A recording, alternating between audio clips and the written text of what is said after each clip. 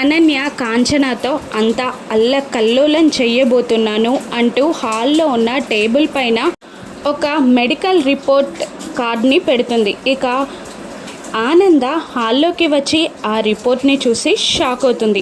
అందరూ ఇంట్లో కోపంగా ఉంటారు. అప్పుడు శరణ్య వచ్చి ఆనందతో ఏంటత్తయ్య అందరూ కోపంగా ఉన్నారు అని అడుగుతూ ఉండగా ఒక్కసారిగా నవ్వుతూ ఆనంద నువ్వు ప్రెగ్నెంట్వి అని అనేస్తుంది. దాంతో శరణ్య షాక్ అవుతుంది. నేను ప్రెగ్నెంటా అని శరణ్య షాక్ అవుతుండగా అవును ఈ టైంని సెలబ్రేట్ చేసుకోవాలి కదా అని అంటూ సెలబ్రేషన్స్ని స్టార్ట్ చేసి శరణ్య పైన కలర్ పేపర్స్ పడేలా చేస్తుంది ఆనంద శరణ్యని దగ్గరగా తీసుకొని కంగ్రాట్స్ చెప్తుంది. ఇంట్లో వాళ్ళందరూ కంగ్రాట్స్ చెప్తూ ఉంటారు శరణ్యకి.